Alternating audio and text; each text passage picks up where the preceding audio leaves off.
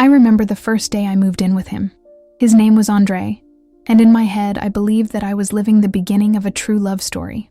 In the beginning, there were flowers, promises, and sweet words that made me believe that finally someone had truly chosen me. But little by little, the flowers withered, and the words that were once affectionate turned into sharp weapons. He had a way of arguing that wasn't just an ordinary fight. Andre did not raise his voice immediately. He first smiled, with that air of superiority, and then began to cut me off with calculated phrases.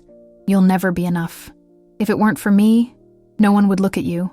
Look at you, ridiculous. Do you think you deserve anything better?"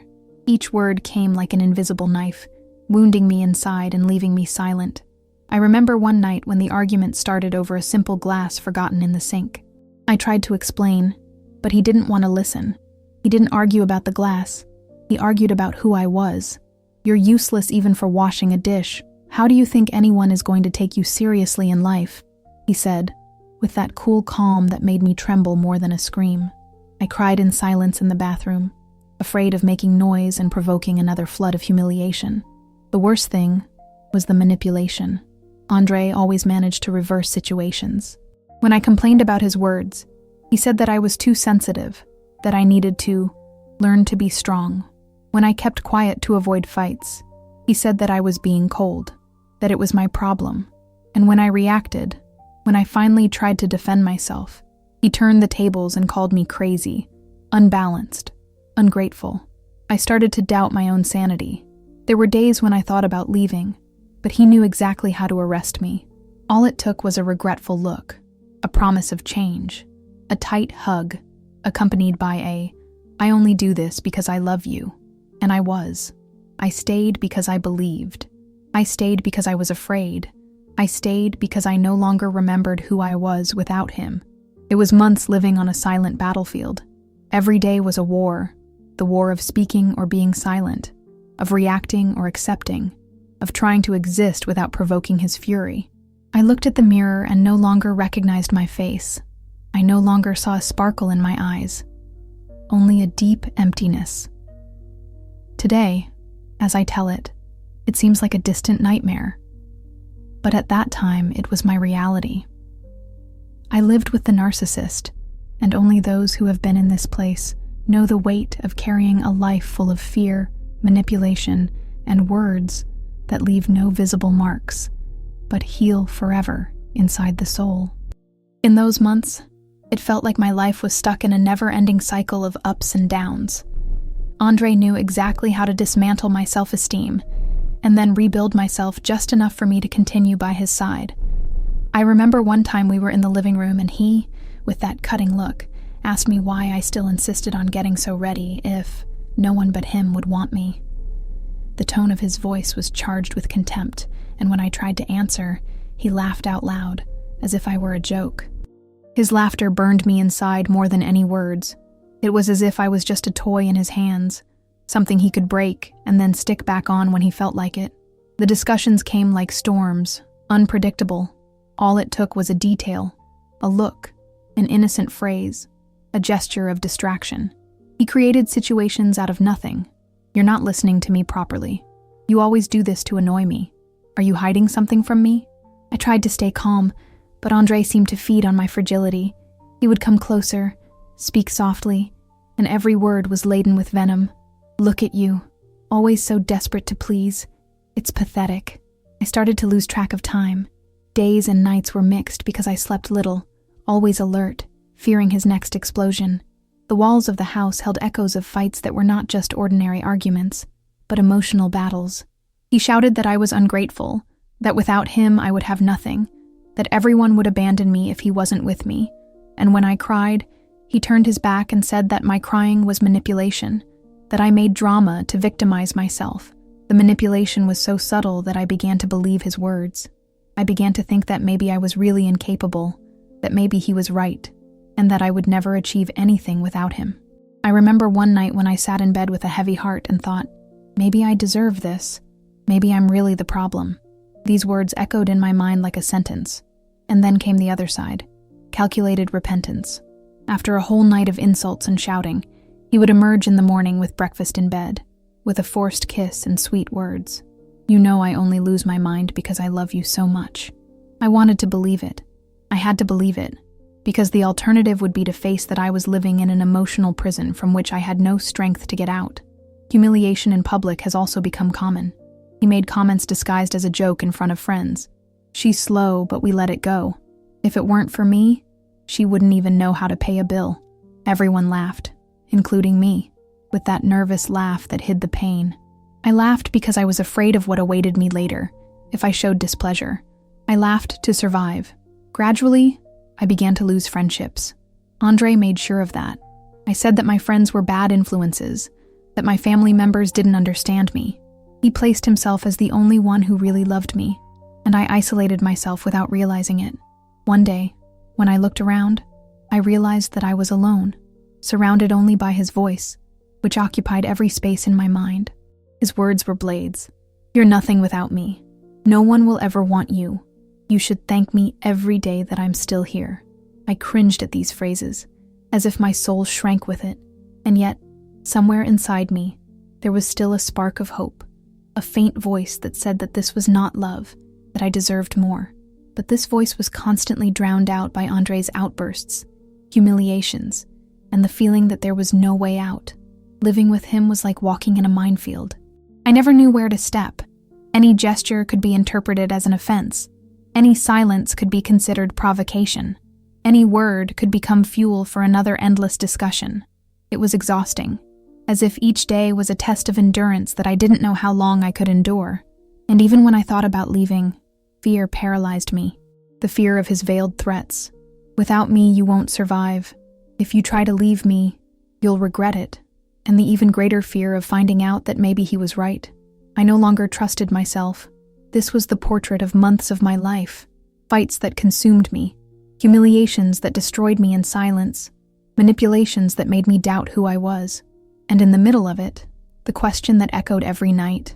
How long would I be able to survive by his side? In the next part of my story, the wounds began to hurt even more deeply. It was no longer just the constant fights or Andre's sharp words.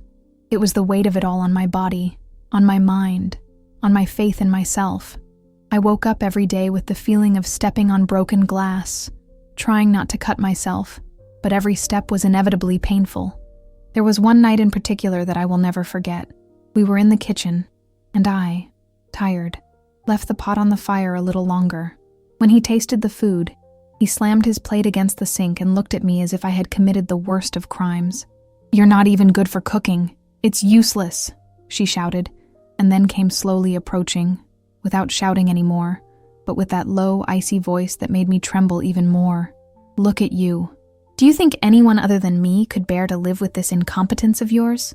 The words echoed in my mind for days, and I couldn't eat anything else that week without feeling the bitter taste of humiliation.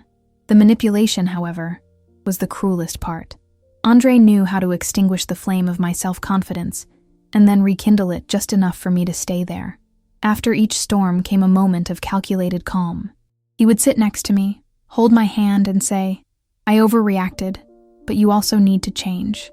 I just want your well-being. You need to learn to be better." And I believed it. I cried, apologized, convinced myself that the problem was really in me. It was as if I was molded every day by hands that at the same time caressed and crushed me. Over time, I began to realize that I no longer recognized my own voice. When I spoke, it was as if it wasn't me. My thoughts were already contaminated by his words, and I repeated to myself the same offenses he said. "You're weak. You won't make it. You need him." It was as if I had incorporated my abuser within me. The discussions became even more frequent. Any detail became fuel. A message on a friend's cell phone turned into an accusation of betrayal. A 10-minute delay at work became proof of disrespect. He said that I lived to annoy him, that I provoked his outbursts on purpose. And I defended myself. I tried to explain, but every word I had was distorted and turned against me. It was like fighting against a wall. Nothing I said would change the narrative he had already written in his mind. Gradually, the isolation became complete. My friends didn't care anymore. My family almost didn't see me, because there was always an excuse, an impediment, a fight on the day of the visit. Andre made sure to keep me surrounded only by him. "They don't like you. I'm the only one who really understands you." And I, exhausted, ended up accepting. But something began to change inside me. Small, discreet, like a seed hidden in the middle of the earth. I began to realize that every time he humiliated me, a part of me screamed silently that it wasn't fair, that it wasn't love. I remember one night when, lying next to him, I heard the sound of rain hitting the window. While he slept, I cried softly, but this time not out of fear. I cried in revolt. I asked myself, how long are you going to let him steal your life? How long will you allow this prison to be called love? This question kept echoing, and that's when I realized that even with all his control, even with all the invisible chains that bound me, there was still a spark of strength inside me. I didn't know how, I didn't know when, but I began to desire freedom. The following days continued to be hard, with discussions, cold silences, and constant manipulations. But now, when he said, "You are nothing without me," a part of me began to answer, silently, "Is it really?" That was the seed of change, the beginning of a painful but necessary awakening. And it is here that the story begins to take on a new tone, not of immediate liberation, but of resistance. Because living with a narcissist is like being in a maze of mirrors. You lose yourself, but at some point you have to find a way out. And I began, albeit with timid steps, to look for mine. In the next part of my story, the resistance that was once just a whisper inside me began to take shape, even if it was still fragile. It was as if, after so many months of living in Andre's shadow, I had finally heard my own voice echo inside my chest. A low but firm voice that said, "You don't deserve this. That's not love." This change, however, did not go unnoticed by him. Narcissists notice every detail, every deviation in the control they exert. He began to notice that I no longer cried so much at his words, that sometimes I just stood silently, looking at him with a mixture of tiredness and incredulity, and it infuriated him even more.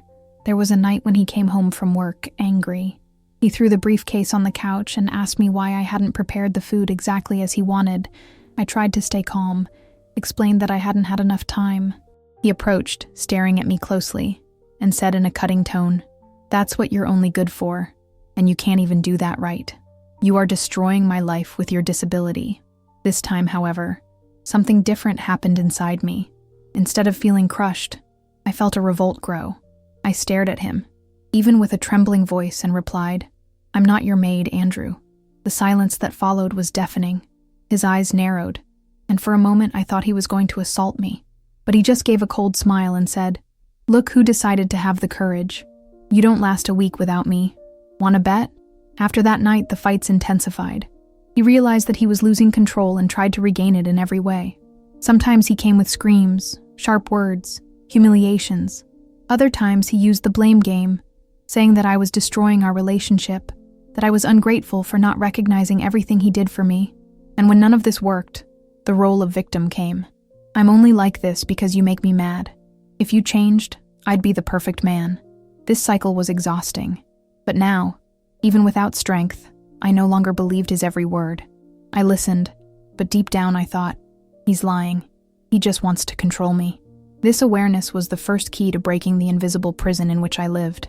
I remember one day when I went to the market alone, a rare thing, because he always found a way to accompany me. Walking among the shelves, I saw women laughing, choosing fruits, chatting freely on their cell phones, and I realized something painful. I no longer remembered the last time I had really laughed, the last time I had been free to talk to someone without fear. That vision gave me a mixture of sadness and hope. Sadness for realizing how much I had lost, but hope that I could still regain who I was. When I returned home, Andre received me with irony. "It took a while, didn't it? I bet you were looking at the other men in the market." And I just took a deep breath. Before, I would have cried, tried to explain myself, begged him to believe me. But this time I just said, "I'm not going to argue about it." He was furious, screamed, tried to provoke, but I didn't give him the reaction he expected. And I realized something essential. He fed on my suffering, my tears, my guilt. When I didn't react, when I didn't give him fuel, he lost some of his strength. Of course, it wasn't easy. On many days, I still felt weak. I still believed in some manipulations. I still fell into his traps. But little by little, the spark of resistance turned to fire. I started writing in a hidden notebook. Words, outbursts, even plans for the future.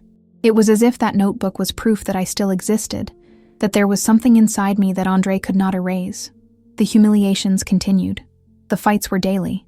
But now, instead of believing that I was the problem, I began to understand that he was the problem. That didn't make things any less painful, but it did give me the strength to resist. It was during this period that I had a dream that I have never forgotten. I dreamed that I was in a dark, locked house, and there was a small window high up in the wall through which a thread of light entered.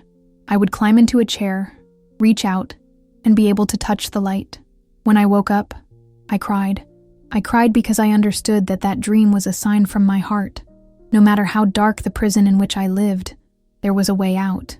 And it was at that moment that I began to plan, in silence, the day when I would finally leave Andre's life.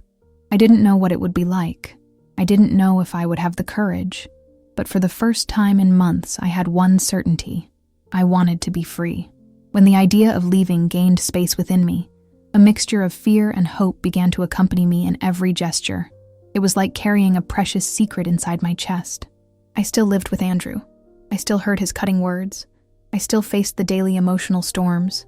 But now there was something different. I had a plan, even if it was just a sketch. The following days were like walking a tightrope. Andre seemed to sense that something inside me had changed, and his vigilance became even more stifling. He questioned every step, every look, every breath. Once, when he saw that I was spending more time in silence, he accused me of plotting against him. "Do you think you can fool me? I know you can't live without me. You would never have the courage to leave." Inside, my legs trembled, but on the outside, I just looked away, without giving him the answer he wanted. This small resistance made him even more furious. He would scream, throw objects around the house, and then, the next day, he would come with a false tenderness. "I'm just afraid of losing you. That's why I exaggerate." Words that once held me now sounded hollow. One night, after another violent argument of words, I locked myself in the bathroom. I sat on the cold floor, leaned my forehead against my knees, and cried in silence. It was there, in that solitude, that I whispered to myself, "I'm going to get out of here. I don't know how, but I'm going to leave." I repeated this phrase several times, like a mantra, until I believed it. The biggest challenge was fear. Andre was unpredictable. I didn't know how he would react if he found out that I was thinking of leaving him. He had already said, in a threatening tone, "If you try to leave me, I will end your life." These words haunted me like shadows. But with each new humiliation, with each new manipulation, fear was mixed with a strength I didn't even know I had. I started to keep little things secret. Documents, some money I could set aside, notes of contacts of people who could still help me. Nothing that caught his attention, just details that would support me at the right time. It was like silently building the bridge to my freedom. There was one particular fight that marked this period. We were in the living room, and out of nowhere, he started accusing me of being responsible for all of his failures. "I can't get anything because I spend my energy taking care of you. You are a dead weight in my life." I listened, in silence, and in that instant I realized he really believed that I was the cause of all his problems. And it was at that moment that I understood once and for all, nothing I did would be enough. I could bend, shut up, turn to dust, and still he would find a way to blame me. That clarity hurt, but it also set me free. There was nothing I could do to change Andre. The only thing I could change was my decision to stay or leave. The following nights were unbearable. I pretended to sleep next to him, while my mind raced. I remembered my life before I met him, the dreams I had, the laughter with friends, the feeling of lightness. Everything seemed so far away, but at the same time so possible, if I had the courage. And then something happened that gave me the definitive signal. One day, at the market, I met an old friend, someone Andre had removed from my life. When she saw me, she held my hands and said quietly, "You look different." She looks tired, but he still has a twinkle in his eyes. Don't let him erase it. These words echoed deeply. I realized that despite all the suffering, there was something inside me that Andre could not destroy. My essence. I returned home with my heart racing. Andre was waiting for me suspiciously, as always. He asked who I had spoken to, made accusations, tried to provoke me, but for the first time I didn't cry. I just stared at him and thought, "You're not going to break me." That night, while he was fast asleep, I I stared at the ceiling and decided, I'm leaving. Not tomorrow, not immediately, but soon. I didn't know how to explain it or how to deal with the consequences, but I was sure that I wouldn't be able to endure another month, another week, maybe not even another day living like this. From that moment on, every detail of the house, every word of his, every heavy silence began to be counted as a silent farewell. I was no longer fully there. My body still inhabited that prison, but my soul was already flapping its wings for freedom. The week of my goodbye started like all the others, but the air was different. Every noise in the house felt like a message. The zipper of the bag sliding silently, the sheet of my notebook torn off carefully, the clinking of keys that I tested twice to keep from making noise. I hid my documents inside a book with a red cover, Grandma Helena's recipes, because Andre was never interested in anything other than himself. A little money was sewn into the lining of my jacket. The rest, the courage, I carried inside my chest. The day before, he spent the whole day circling like a wolf sniffing for change. You're weird. Is it hiding something from me? He asked, leaning against the doorframe, that shadow of cynical smile at the corner of his mouth. I smiled back, a trained smile. Just tired. He narrowed his eyes, took 2 steps towards me, studied me like someone looking for cracks in a glass. Then, as she always did when she was insecure, she began to parade humiliations, as if they were proof of my place. Tired of what? Of doing nothing? Anyone in my place would have already left you. I'm generous for putting up with you.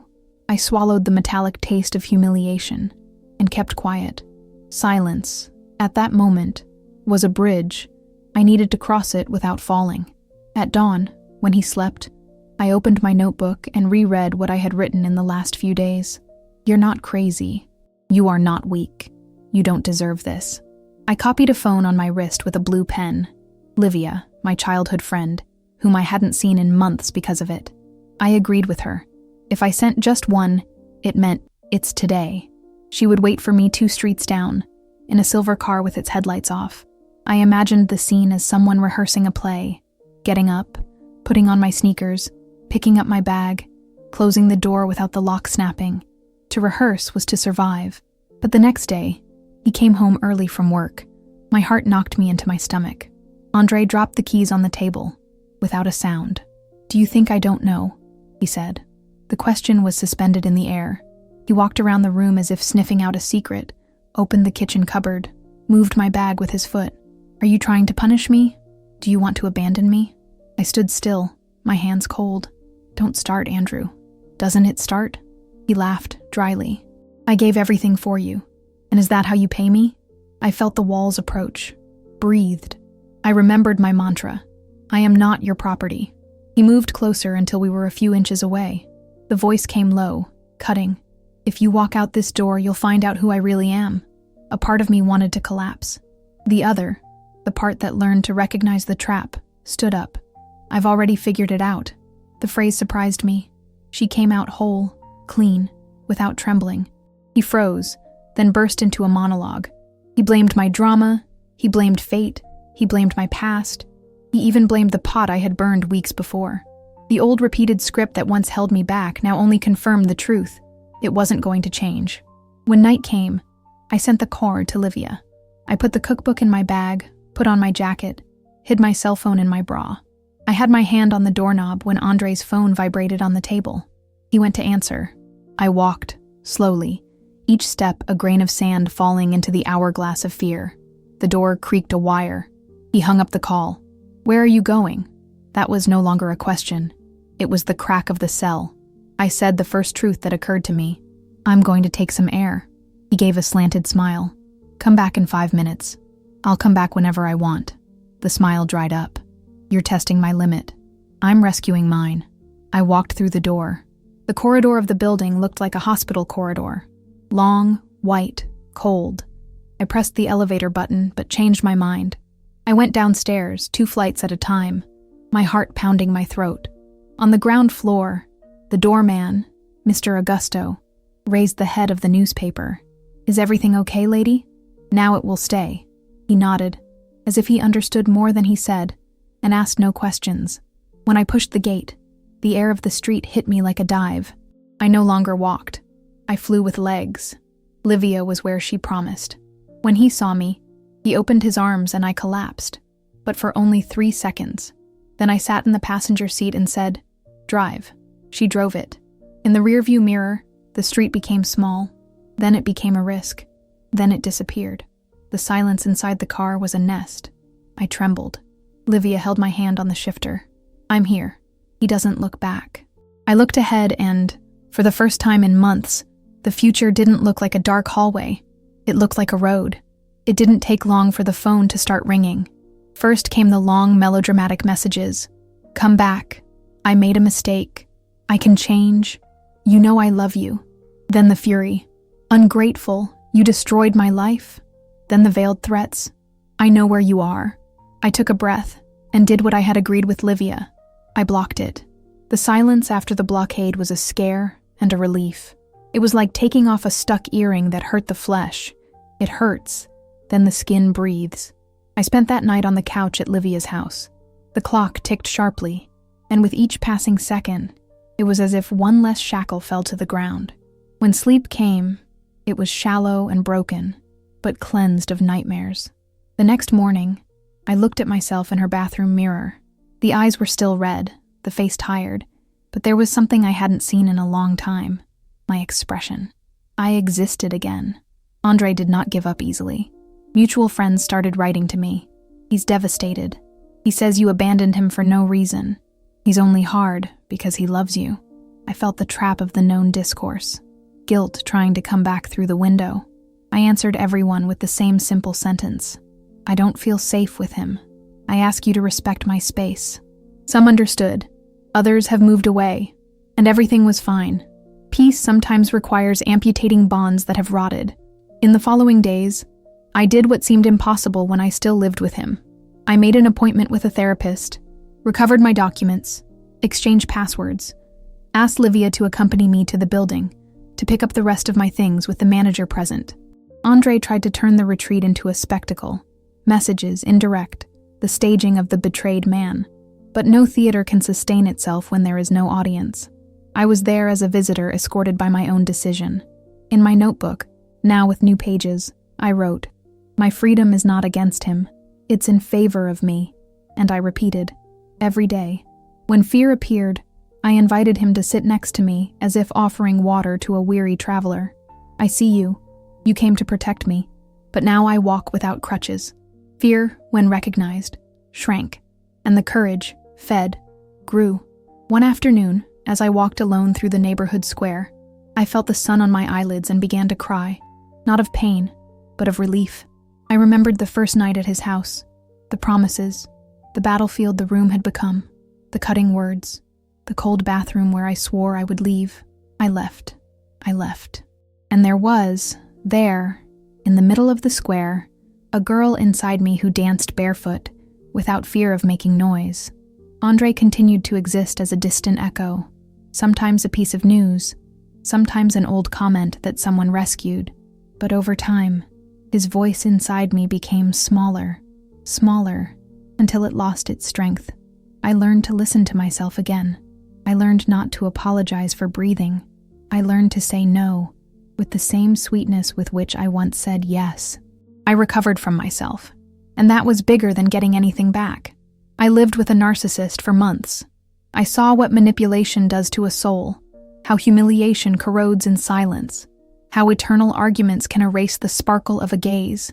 But I also saw the opposite, how a sentence said at the right time can rebuild a life, how a bonbon sent at the right time can open a gate. Like a friend, a blue pen, a red-bound book, and a notebook can be tools of salvation. And above all, how the decision to leave is a door that opens from within. If you asked me what happened next, I would say, I relearned to sleep without fear of the noise of the doorknob. I relearned how to cook without feeling the taste of guilt. I relearned how to dress up to see myself beautiful in the mirror, and not to be approved. I relearned to laugh out loud without asking permission. I didn't go back to who I was before Andre. I have become someone who knows how much their silence and their own name are worth. And if one day the memory of that apartment tries to pull me back, I have the way memorized. Go down the stairs 2 at a time, cross the gate, getting into her friend's car, look forward. The road continues. I continue.